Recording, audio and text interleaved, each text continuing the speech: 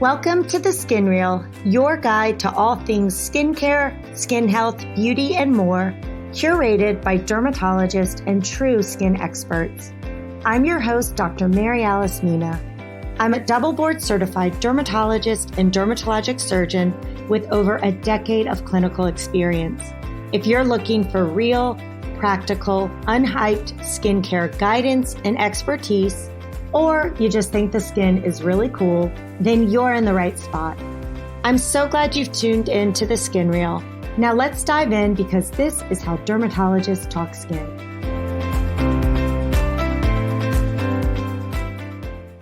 Hi, everyone. Quick disclaimer here before we start. This podcast is for educational purposes only and is not a substitute for professional care by a doctor or other qualified medical professional.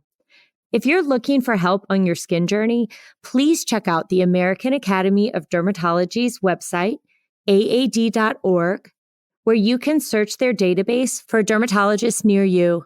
It is so important that you have someone in your corner who's well-trained, licensed, and board certified who can help you make decisions when it comes to your skin health.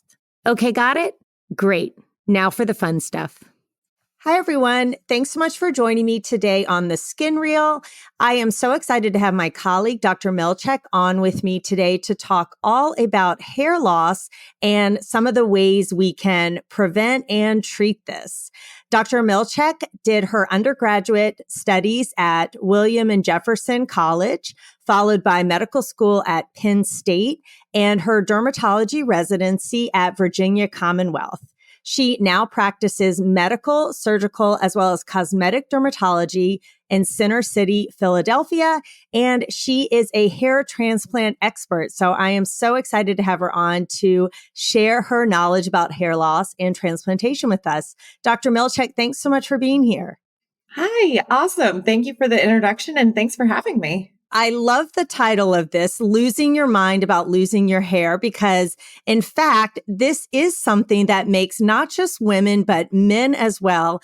It really, really stresses people out when they notice hair loss. Wouldn't you agree? Absolutely. I think the emotional impact of hair loss is often very understated. And I agree for men and women alike, can be very traumatic. Definitely. I know after having children and I had telogen effluvium and it felt like all my hair was falling out and I wondered if I would have any left. So I have experienced that myself and I realize how distressing it can be. Yeah, definitely. So what should someone do if they are noticing hair loss? What's sort of the first step? Yeah. So the first step for me, and I know this is much easier said than done, is to try not to panic because there are ways to treat hair loss. And in fact, one of the causes of hair loss is stress. So it's kind of a double-edged sword. Sometimes people are so stressed about their hair loss that it's making it worse and it kind of just spirals out of control. So the first is to check your own pulse and try to remain calm. Second would be to see your board certified dermatologist. So there's a lot of information out there on the internet and on social media channels, a lot of misinformation as well. So dermatologists are experts in hair, skin, and nails. So it's really the first step to kind of figuring out the root cause and treatment is to see your dermatologist. Yeah, I couldn't agree more. You know, with hair loss, sort of identifying what's causing it and gearing your therapies towards that, the sooner the better. So just go straight to the experts, right? Now, there are different kinds of hair loss, right? A number of things can cause hair loss. What are some of the more common ones? Excellent question. Hair loss is a kind of massive topic and it can be caused by lots of different things, as you said. And oftentimes it's multifactorial, meaning that there might be more than one thing going on.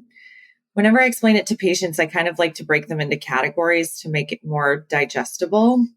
So the first category is stress hair loss. So this is telogen effluvium, as you mentioned. The quintessential example, again, as you mentioned, is childbirth. So your body, your mental state kind of goes through this big event, and then all of the hair falls out over 3 to 6 months and gradually regrows over the next year or so.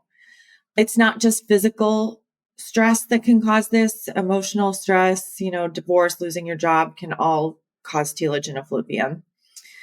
The second category is internal medical conditions. So things like low iron, anemia, vitamin D deficiency, thyroid problems can all cause the hair to become thin.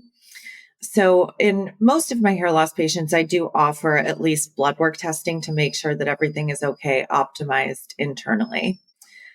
The third category is androgenetic alopecia, which is the male or female pattern hair thinning. And this is actually more common than you would think. It's related to genetics mostly, but can be hormonal as well. And then finally, there's scarring alopecia, which has a bunch of categories in it. And the best way to really determine what's going on is to see your dermatologist. Absolutely. And one thing I remember about telogen effluvium is that you will notice just so much hair coming out in the shower and, balls of hair. But some of these other conditions, you don't really notice the hair shedding. You just sort of feel like, your part is wider or your ponytail's not as thick, right? Absolutely. It can be very gradual. When someone comes in to see you for hair loss, you'll do sort of a thorough history and take a look at their scalp. What are sort of the next things that you do? You mentioned maybe ordering some blood work. Yeah, depending on what we see or what I hear on their history, blood work might be indicated. I have found pretty low iron before to the point of, needing transfusion. So it never hurts to gather more information. Sometimes we'll be able to find a cause through examination and history alone. Sometimes medications can do it. So sometimes we get enough information just from that. A scalp biopsy can also be really helpful. This involves taking a little piece of skin and looking at it under the microscope, and that can get more information about a diagnosis as well. Now, is it helpful when patients bring in bags of their hair for you to look at? Not particularly. It's very rare that we'll find something on examination of that hair, so it's usually not helpful. What is the normal amount of hair you should lose in a day? Excellent question. So it is completely normal to lose about 100 to 150 hairs per day. Like any cell in our body, it's constantly shedding and regrowing. So I also find that if you don't wash your hair every day, on hair wash days, you can lose even more. So maybe you lose 0 one day and 300 the next when you wash it. And that is okay and totally normal. Yeah, I've definitely experienced that because I don't wash my hair every day and then I go to wash it and I think, oh my goodness. But then I check my pulse, like you said, and I take a deep breath. Yeah, exactly. Couldn't agree more. Oh, now, what are your thoughts on some of these supplements for hair loss? Let's start with biotin. I'm so glad you brought that up. Biotin historically was used to treat disorders of the hair, skin, and nails. Over the last couple of years, we as dermatologists have gained a lot of useful information about that. Biotin supplementation is really only useful if you have a biotin deficiency, which is incredibly, incredibly rare. And you would probably know about it before you started losing hair.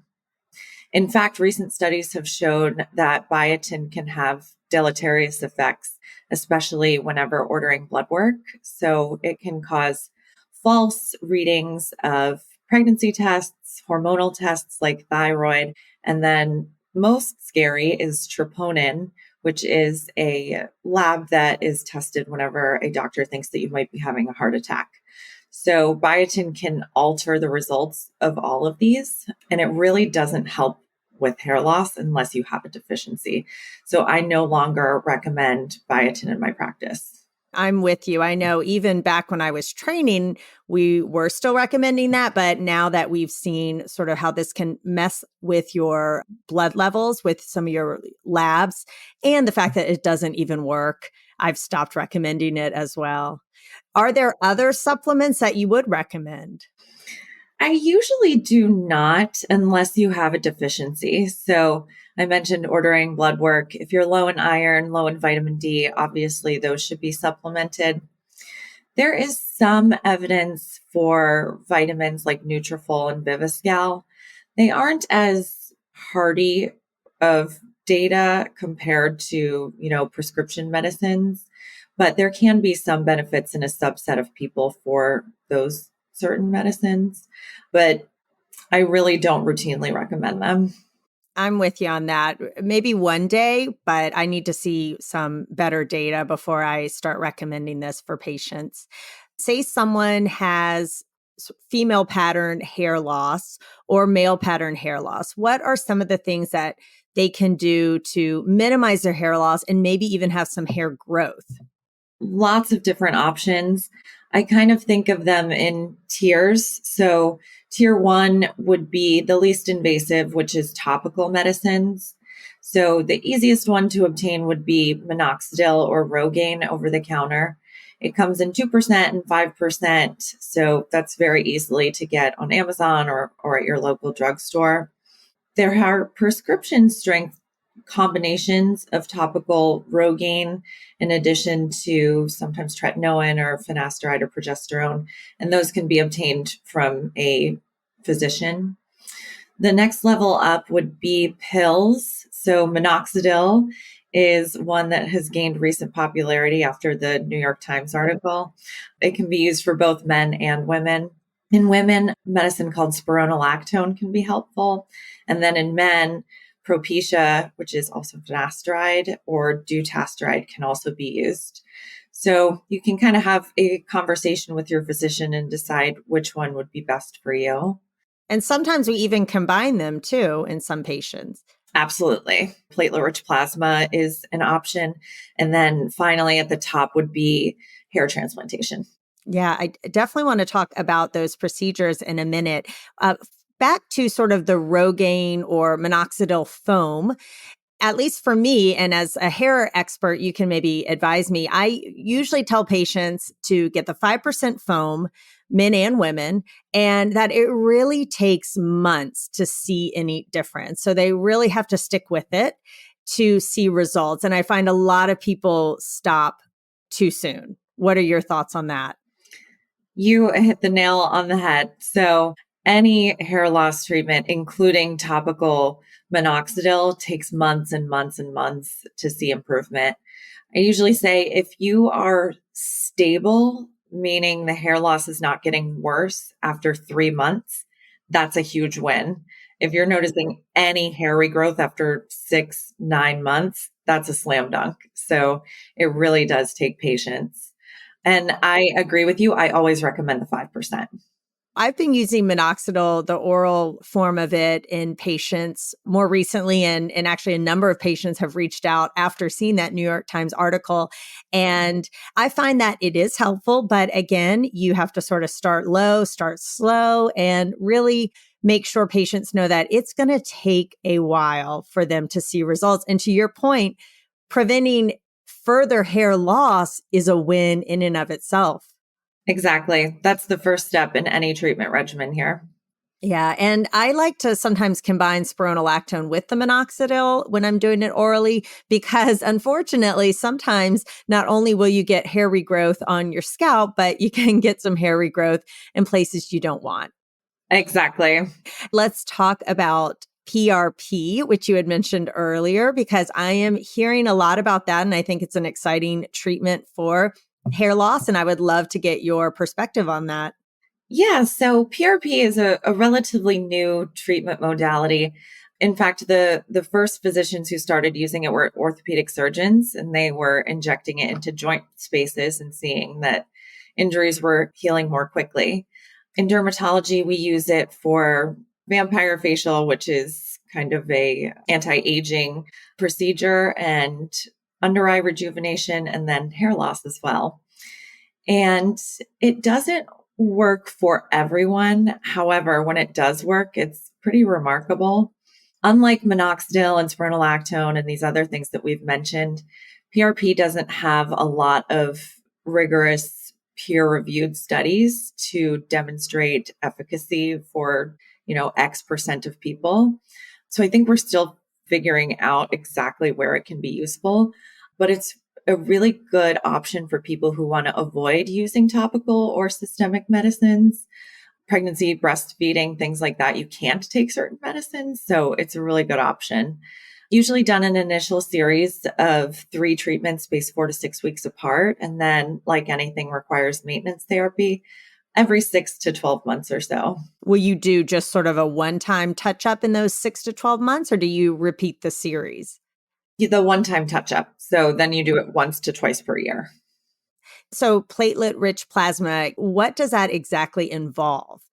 It involves taking blood out of the patient, spinning it down in a centrifuge and separating it into different components of the blood, and then isolating the part that is rich in platelets out and injecting it back into the scalp. The platelets in studies have shown to have anti-inflammatory properties and growth factors, which is why it works for restoring hair. Yeah, that's really cool. And even though the data is not as robust with some of the oral medications for PRP, hair regrowth, I think is one of the best studied, and more so than even sort of rejuvenation with the vampire facial. Yeah, I completely agree. It's a hot topic that's studied frequently. Sounds like it's pretty well tolerated. It's just a few sort of pokes on the scalp. They need numbing beforehand. That's usually very well tolerated. I won't use local anesthesia usually because that stings and burns and is a needle poke in itself and usually just hurts more than the PRP. I've found that applying cold packs to the scalp for 10, 15 minutes before can really help. I've never had anyone say, that was the most horrible thing that's ever happened to me. It's usually kind of less painful than people think. It's supernatural, right? You're using your own blood products. Right. No chance for having an allergy to your own blood product. So there's always that.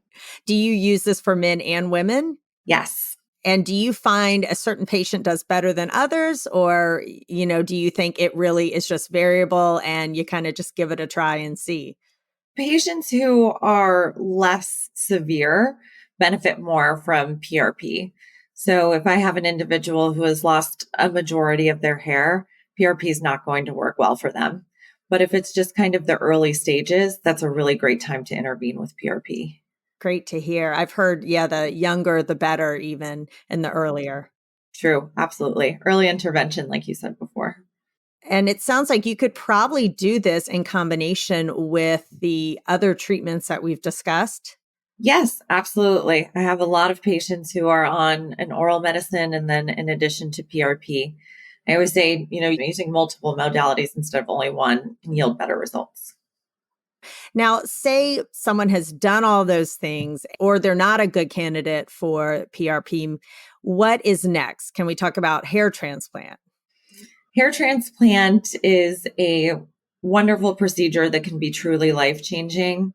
Whenever all of those have been exhausted, or if a patient has lost a lot of hair in the front, hair transplant's really the best way to get that back.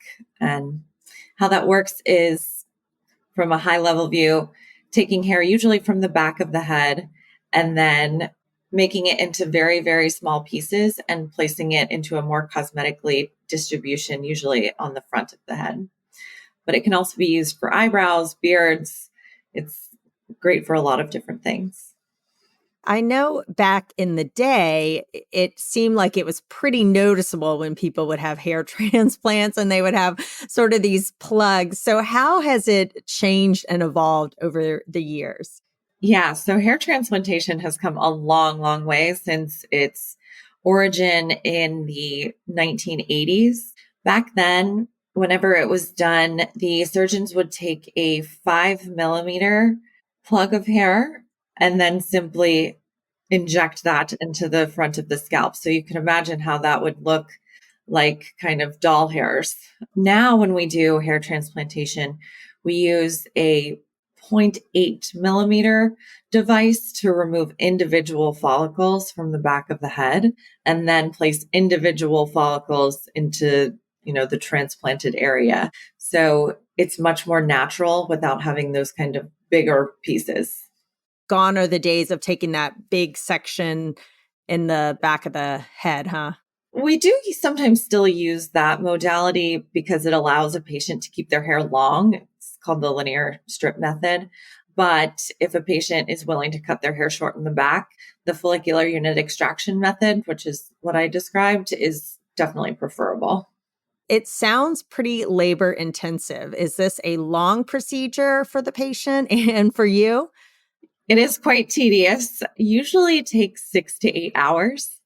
The first part of the procedure, the patient will be laying on their abdomen, and then on the second part, flip over onto their back. It's not straight through though. We take breaks. You can go to the bathroom. We eat lunch, everything like that. But it can end up being a little bit of a long day.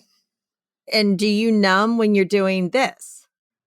Yes. So we do use local anesthesia here. It's kind of like Novocaine if you've had a dental filling done before. So it's a little stingy, a little burny, but should be painless after that. We've also started adopting using Pronox, which is inhaled nitrous oxide and oxygen. And this is kind of a quick on, quick off, helps with pain and anxiety and things like that. I'll also usually give a little bit of Valium before the procedure just to kind of calm nerves and help you take a little nap during. Now, are there times where the transplants just don't survive or don't make it? Or do you sort of expect not all of them to take, and that's why you transplant more than you need? Yeah, so the survival rate of the grafts that are taken from the back of the head are somewhat user dependent. So people who have a lot of experience with extracting the grafts and placing them will have a better survival rate. Overall, it's close to 95%. So a majority of the hairs that you're extracting do survive. I've heard of rare cases where for some reason the hairs just don't take and the hair transplant doesn't work, but I've really only heard of that. It's never happened to me personally. I've never heard of any of my colleagues that happening to, but I guess there's some X factor that can mean it doesn't work, but overall it's highly successful. And what is sort of the aftercare for patients once they've had a transplant? So for the first 2 days, I ask the patients don't do anything, literally just be a couch potato, hang out, because the transplanted hairs are not yet taken root. So we certainly don't want to disturb those in the first 48 hours. No real contact sports for 14 days and no heavy exercise for about 1 week. But other than that, you have some crusting in the back and a little bit of scabbing, but you can kind of go on with your daily life. It's completely normal for all of the transplanted hairs to fall out 4 to 6 weeks after the procedure. Basically always happens. And then it regrows over the next 9 months or so. So there is no magic wand for hair loss. As we mentioned earlier, you really got to be patient, even if you're transplanting. Share with us sort of 3 tips for hair loss for our listeners, just to kind of summarize everything we've talked about today. I think the first tip would be to seek professional help from a dermatologist. I think we've kind of nailed that point home. If you're not a plumber, you wouldn't try to fix your own plumbing issues. So it really helps to enlist the help of a professional. Staying calm is also important. So stress in any form can cause the hair to become thin. And I would say just have an open mind. There are tons and tons of different options, lots of different combinations that can be used. And yeah, just kind of be trusting in the process and have patience. Great advice. And, I feel like at least now we finally do have some treatments that really work and can be done really, really naturally. It's an exciting time. And, I agree with your point about stay calm, seek professional advice, because there are things that we can do to help, if not turn it around, to really help minimize the hair loss. Exactly. So, Dr. Milchak, where can our listeners find you if they want to reach out to you or follow you on social media? Yeah, so I think the easiest way would be to connect on Instagram. My handle is derm_Milchak, and I'm sure you'll list it on your page somewhere, but happy to chat about any questions that anyone has. Thank you so much for being here. And this has been really great advice and really informative. I really appreciate it. Awesome. Of course. Thanks for having me. Thank you so much for listening to The Skin Reel. I hope it's been informative, educational, and perhaps a little entertaining. If you enjoyed this podcast, be sure to like and subscribe and share with a friend. Don't want to stop your learning just yet? Head on over to theskinreel.com for show notes, blog posts, and so much more. Until next time, skin friends.